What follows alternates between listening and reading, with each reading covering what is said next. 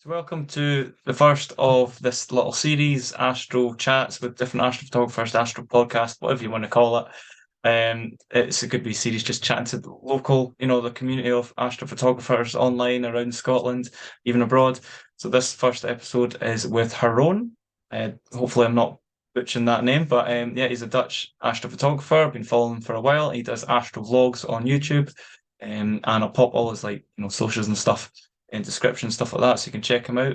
And yeah, I've just been chatting to him for roughly about 30 minutes about all of his, astro adventures, equipment, locations, his experiences under the night sky. So hopefully you enjoy the video. And here it is. Is it, how do you say your name, pronounce your name? Jeroen? Jeroen. Yeah, you can pronounce it any way you like, but it is officially called Jeroen.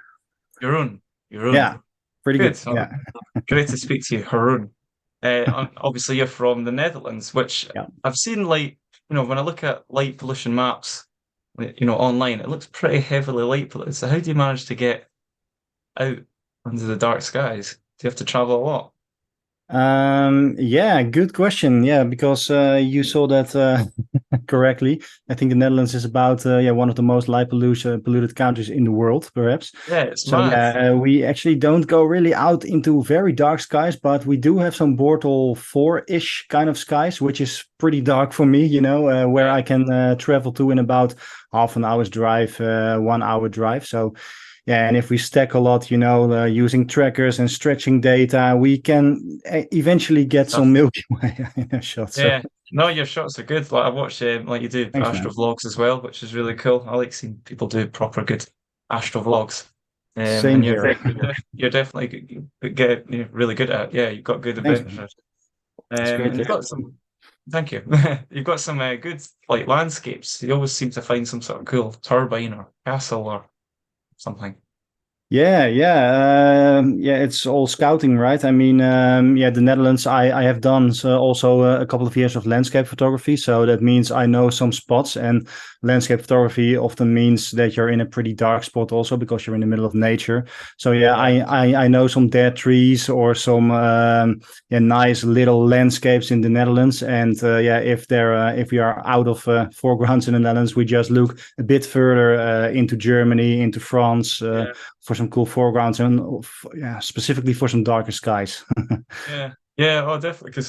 But luckily, like here in Scotland, we've luckily got lochs and mountains and rivers and highlands and all that stuff. So we're quite fortunate with our landscape. But I bet you, Netherlands is, it's famously quite flat. Yeah, so, it is. It's about tulips, and we have windmills, and we have some heather fields and some trees, and that's about your typical Dutch landscape. I've seen loads of your work with windmills. It's pretty iconic for the Netherlands. Yeah, just to get they are. A They good are pretty windmill good. shot. Yeah. Would you say Milky Way is like your favorite thing? Because you're like kind of the Milky Way guy. Every photographer kind of go, oh, that's that guy, that's that guy. No, you kind of have a good Milky Way guy. Is that your favorite thing to? Yeah, definitely. Yeah. I mean, there's something to it, If you photograph something which you can't see with the naked eye, and it's immediately visible on the back of your camera screen. I mean, those dust lanes and all the detail you get. Yeah, I think the Milky Way is fantastic. It's not the only thing I do photograph. I have also done some deep sky photography some years ago. I had some telescopes in my garden, but there's just something to it, going into the landscape and doing nightscape photography, really experiencing that landscape and the silence yourself. I mean, it's something else than, for example, fiddling around here with 8 streetlights in my backlight in my backyard, 200 cables, and it's just different. So Milky Way is definitely my favorite. Yeah, I started off with I think everyone, if you're into space and the stars and the moon and stuff, you get a telescope. But then you start attaching your camera to the telescope and taking pictures of the moon. And then, you get into the deep sky, and then you find people online like Astro Backyard and let's photograph nebulas and galaxies. I don't know, there's something about it just sitting, photographing from the backyard. It's nice and comfortable, but you do want to get out. Say we're both kind of landscape astrophotographers kind of now. I think nightscape photography seems to get really popular these days. I see more and more people just wanting to photograph the Milky Way and just some widescape imaging. That's really nice to see. Yeah, yeah. What else was I going to say? Have you got any like favorite locations in the Netherlands? I would like say if a rookie came to photograph the night sky, where would you take them, or would you just take them to a windmill? Yeah, That depends on where the Milky Way would be at the moment, of course. But I would true. probably take them if I had the chance to some of our islands. We have some islands in the north, and I've actually never been photographed from there myself. But those are the darkest places in the Netherlands, and we have those typical Dutch dune landscapes, and there are also some windmills. I think they're lighthouses, so I think they would make a pretty good foreground and pretty good dark skies. Yeah, yeah, that's true. Because well, yeah, you've got a good view north, which is well, Knoxville St Yeah. Clyde is coming up soon. Your perfect latitude for Knoxville St Clyde. You're looking forward to that. Yeah, yeah, same here. Those are pretty good the coming 2 months, I think, if we are going into the grey nights. Yeah, Yeah, yeah. I remember last year was quite a poor show of Knoxville. We only got a few shows. It wasn't that great. But I remember the year before it was like every night. So hopefully we get something good yeah, this year in the yeah. Northern I Horizon hope to keep us so. busy. But I Yeah, saw obviously recently you got the Northern Lights even away down in the Netherlands, that was insane, man. which is awesome. What was that like seeing that? Oh, yeah, I think you have you see my vlog. Yeah, yeah, oh, it was You, brilliant. It's good to see the you Northern Lights like live on camera. Yeah, that was actually not even with my own camera. That was with the camera from a buddy who went with us. It was a Sony A7S III, so of course you get them. Oh, But yeah, the yeah, good old Sonys. Yeah, man, yeah, way too expensive for me at the moment. I just don't have that kind of money. But the yeah. details he got on his I camera, mean, wow. I've just got pretty much film everything on the A7S, which is Yeah, the absolute baby of that Alpha Sony range. So even yeah, but that's it's about £800. I don't know what it is in euros, yeah, I think but so. just I for the think body, so. it's ridiculous. Yeah, I Yeah, know, I but know, but but still, still, you're. Oh, I'm getting double sound. Ah, there. Okay, it's gone. But I wanted to say your vlogs look amazing. So yeah, even the baby Sony looks pretty good. But yeah, yeah, back to Northern Lights, yeah, man. I mean, you hear me scream in the vlog, right? And on my body. So that's what it was like. It was we when it got off, we were standing somewhere in deep in the mud, and there was a dike behind us going yeah. on for kilometers. And when it went off, we heard people screaming everywhere. Wow, look at that! It was Jesus. such an Yeah, insane experience. Yeah, there's something insane about seeing Northern Lights with the naked eye. yeah, It's getting like really strong. The last few months has been ridiculously strong. Like we've had some great shows over Scotland, and to yeah. be getting seen down in the Netherlands, it's hopefully this is what Solar Maximum That is like, would and be cool. people like That it. would be insane. Yeah, that'll be cool. Could you like properly see it with the naked eye, pillars and stuff? Yeah, yeah, we did. Yeah, We didn't see very strong colors, but it was definitely visibly red, and we did also see some pillars dancing. So yeah, I've never seen that in the Netherlands. So yeah, no, that's even amazing. tonight, I think the forecast is again a KP7 or something. So lots of chatting going on, but it's of course totally cloudy here as always. So Oh, typical. Yeah, I keep seeing like online about Northern Lights activity yeah, going, oh, it's really good tonight. There's no point in me looking at these stats because it's we've got twilight now. yeah. So it's just like great. Well, I'll just wait till I don't know mid-August and we get it back. So we'll just wait for Yeah, that. I wonder though. I mean, it's also visible when there's half a moon out, for example. You know, wouldn't it shine through a bit of twilight, perhaps? I don't Well, know. Just I don't thinking. know. I think because you're looking north and the sun is obviously just under the northern horizon, Mm, that is the mm. brightest part of the sky. If it's Yeah, that's maybe like true. in the south, That's it'd be a bit true. dark enough, but you're kind of looking in the Yeah, brightest area of yeah. the sky, which is really annoying. But It yeah, is. Northern Lights under moonlight is amazing. I mean, my wee background here, that was the best Yeah. show, and that was under it's like nearly 50-60% illuminated moon. So it like illuminates the foreground. It was Yeah. I phenomenal. really love that vlog, man. I mean, it is so incredible how many shots you fired. I mean, if I am out shooting, I am already happy if I have one good shot. You know, Yeah, I'm very lucky if I have three good shots in about 4 hours time, and then I yeah, see you and also some buddies of mine. They get yeah. about 15 pictures. I think, how the heck are you doing it? But Well, I remember that month was didn't do much that month at all, and then I went to mainly photograph. yeah, Was it Venus and Jupiter? They're over this like famous loch in Scotland, Loch Tay, yeah, nice mountain. So it's like, oh, brilliant! I'll take a trip there. And then I looked at my phone, seen Northern Lights are going to kick off. So like I got about I don't know 20 odd good images within a few hours because we went up this yeah, hill to see Northern Lights yeah, and it exploded. And I was with my partner, and she kind of fell asleep in the car because it got to like midnight, and she was like, "Right, enough's enough. It's a nice show. I'm going to bed." I had to just stay up, and and then I got a picture of the Milky Way at like 5 o'clock in the morning, and the Yeah. Northern Lights were still going on. So it was just constant Insane. shooting, which was ridiculous. So my poor batteries, I had to kind of sussed it with Sony batteries, even if it says battery drained, warm up a bit, get it nice and hot, and then it still has like 50% juice. So it's weird. So No, just keep, really? yeah. Okay. So every battery, I feel like it has like 150%. Because even if you drain it, warm it up again, you get another half life out of it. Sony batteries are weird, Yeah, but yeah, good to know just in case if I ever get a Sony. yeah, just keep everything warm. Yeah. Yeah. What equipment do you roughly use then? I was going to say I'm like more of a Sony guy. What do you kind of go with?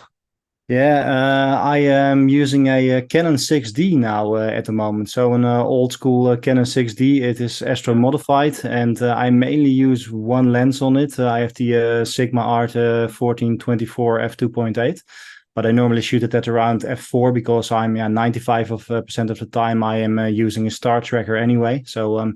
as a star tracker, I use a Star Adventurer, a Skywatcher Star Adventurer. It's a bit overkill for wide angle shots, but it's a bit of a relic from my deep sky time. So yeah, if I have it, why Yeah. not use it?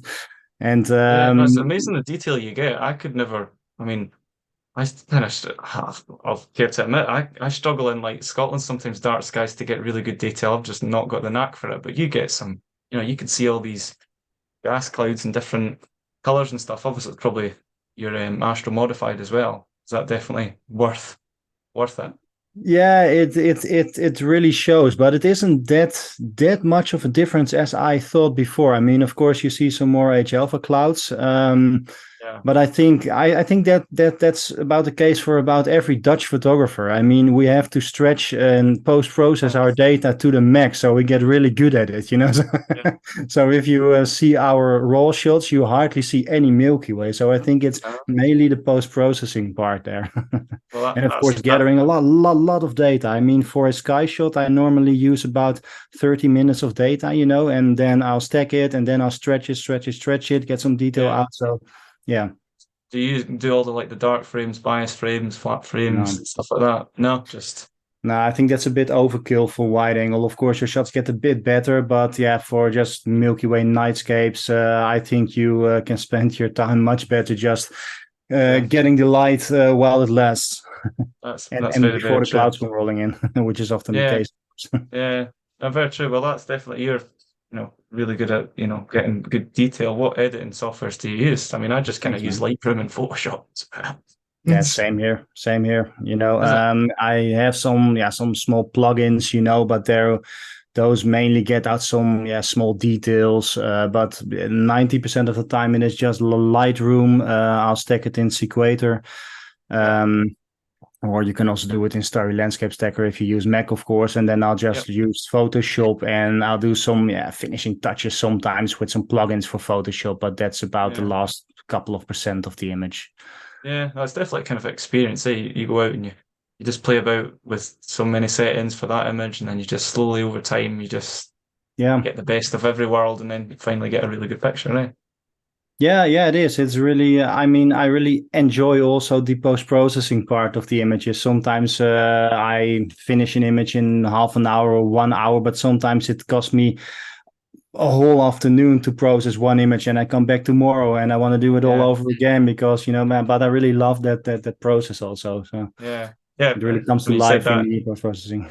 yeah, like processing is literally like 50-50. 50% Yeah. is going out captioning it, 50% is processing it. Yeah, I love. So you have to say at a good not Northern Light show or something. I'm like buzzing to get back just to see. And if someone says, "Oh, did you get good pictures?" I don't know yet. I need to get back. I need to. Oh, There you is just can't something wait. visible here, but it's not the end result. Yeah, Yeah, yeah. And I you know you what you like mean. you put like on social media like kind of your caption a wee part of the image through your phone, and you're like, this is just not what it's going. Yeah, Not what the final image is going to yeah. be. It's completely different. Yeah. Editing pictures like on the laptop is just it's amazing. It's an art, which is Yeah, weird it because is, I think. Yeah. yeah, it's definitely because say I bet you I always say to a photographer like say if me and you had the exact same equipment and we were in the exact same spot and took a picture of the exact same thing, and then got to edit it differently. Images look completely different. Everyone's got their own taste, pretty much. Yeah, their own style. Yeah, I really love that. Oftentimes I go out with some Astro Buddies, and sometimes we shoot exactly the same picture, more or less, because there Yeah, is one dead tree, which is obviously the subject. And then we yeah, go home, and then 1 or 2 days later, we see each other's results. And sometimes it is totally different. It is yeah. really cool to see. So, yeah, on I the did. one I hand, think it's a bit your last technical. video. Yeah, So your last video, you did that as well. Like you put your other, like, buddies, yeah. pictures up online, on the video, and yeah, it's just like a completely different eye of the landscape, which is just Yeah, weird. it is. Yeah. It is. But I think it's Yes. really fun to see.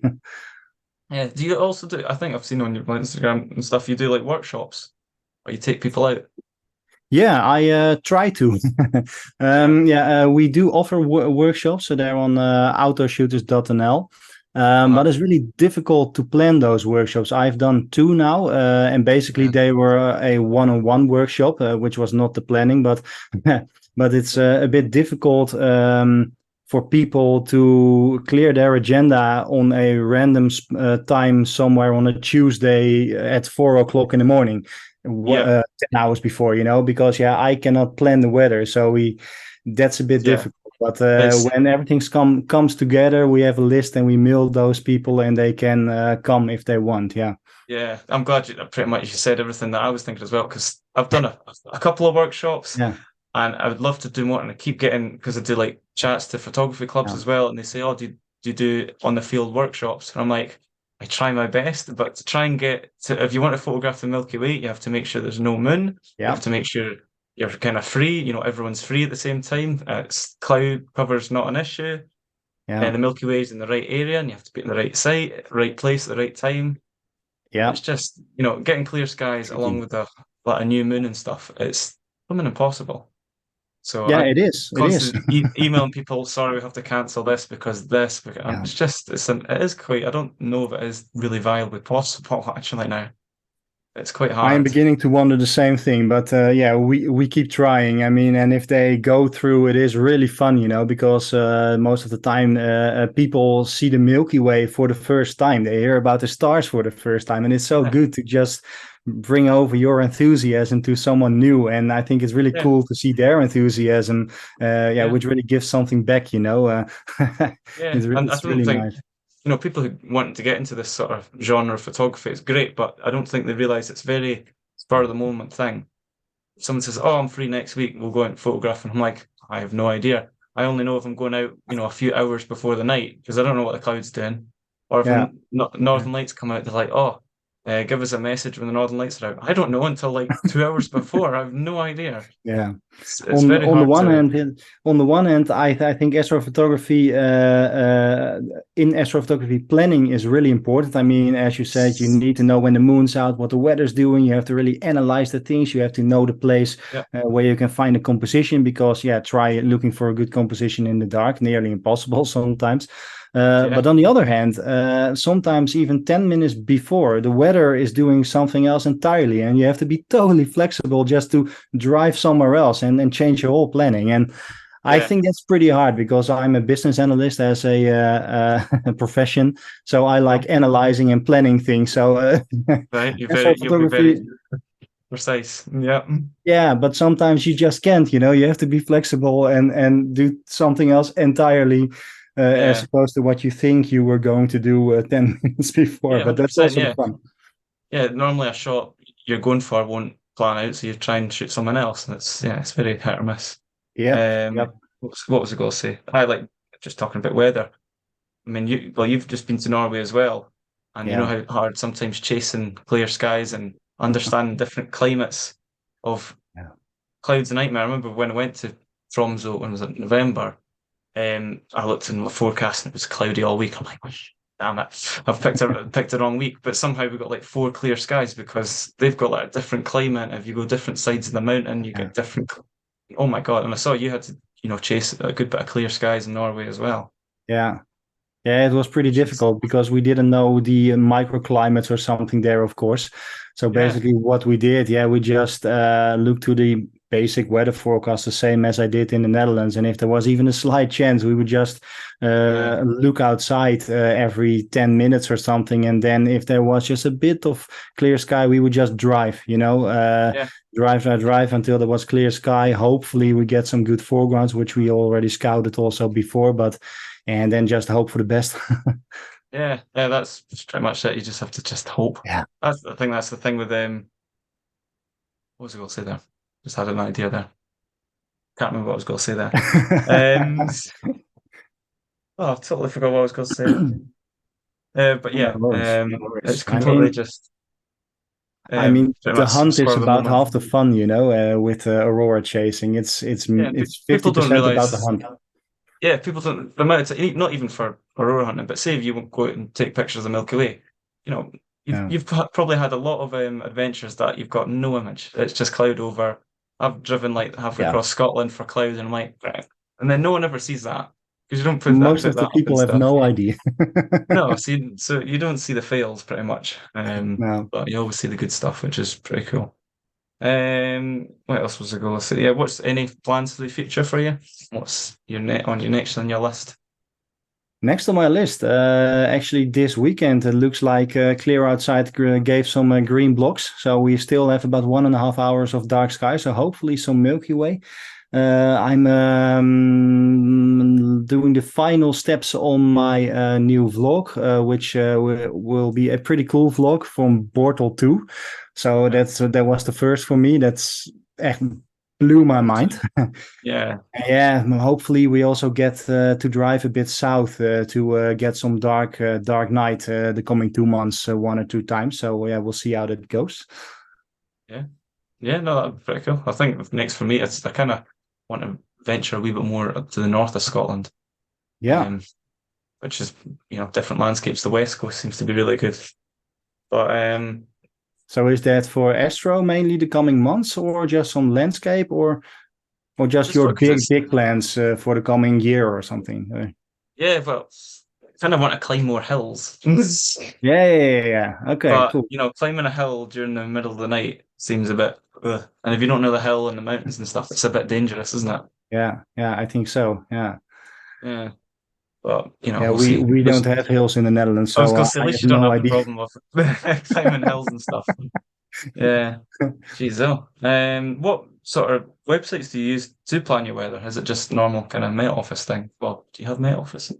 No, we don't, but we have similar kind of things. I mainly use a combination of things. Up till about 12 hours in advance, I use Clear Outside, also Windy. I mean, the windy.com, it really has some good option that you can choose the different weather models. So oftentimes like you see that the GFS weather model shows something else entirely than ECM something. And when the night approaches, say about 6 hours in advance, I mainly use the app Weather and Radar.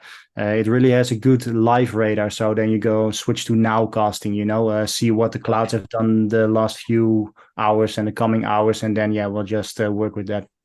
Yeah, there we go. Just people know different softwares and stuff to use. To wrap things up, what is your top 3? I just thought top 3 would be quite a cool thing. Top 3 Astro memories. What's the things that's happened in the dark that no one would believe? Because every astrophotographer's got a story. I've got my own, and everyone's like, geez, all that. But yeah, Astro stories. Oh, man. Things you've seen. Not seen any aliens. I always get asked that.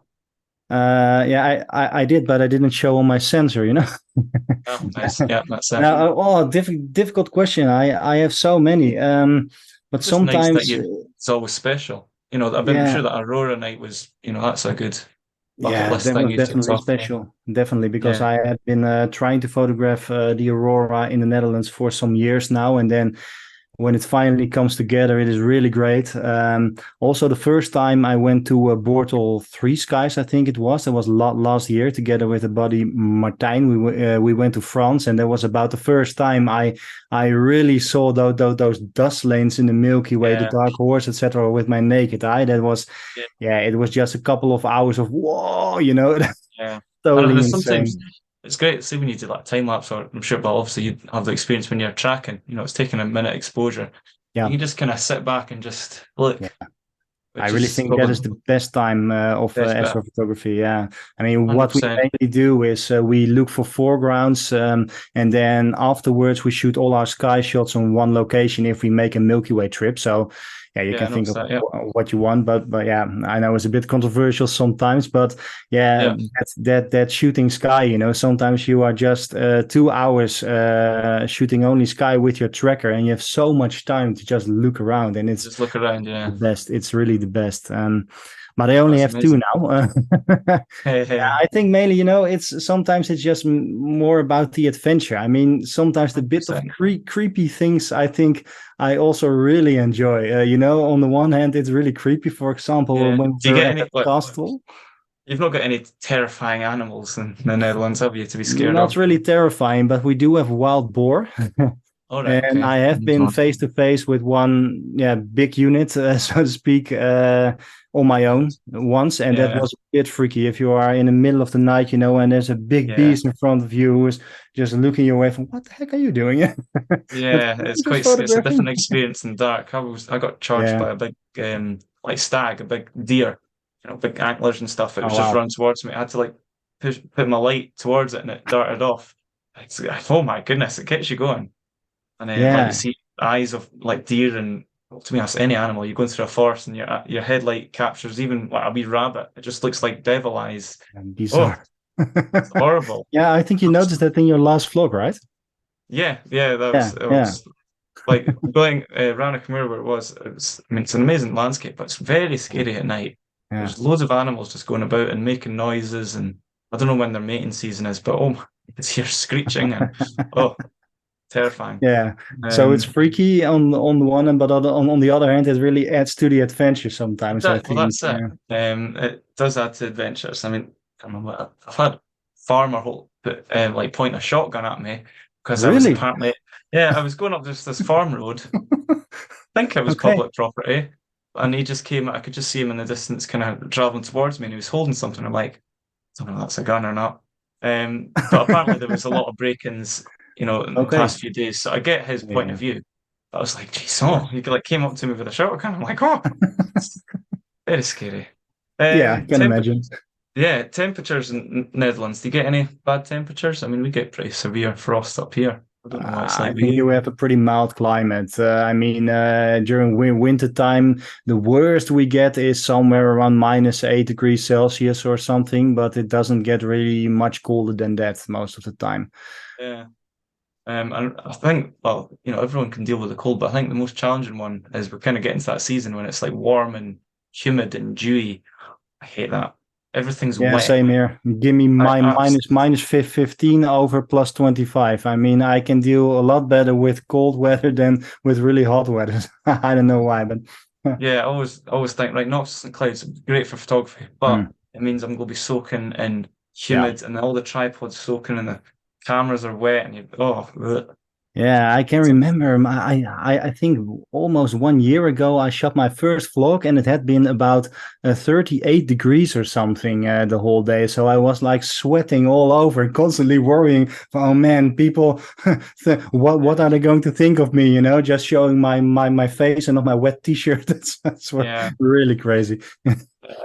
But that's another thing. It's good that you do Astro vlogs because even it's good for publicity and stuff to share your work and stuff like that. But it's good memories for yourself. Yeah, When we're all old and tired and stuff, can go through all our adventures that we've seen. look at what Which we've done. Yeah. yeah, which I'm so glad to like video. Things like Northern Lights under under the stars and things like that. It would be great, just to look back on. So I'm glad you're into the Astro vlog sort of thing, because it Yeah, is great yeah. just to see cool adventures from different parts of the world, pretty much. Yeah.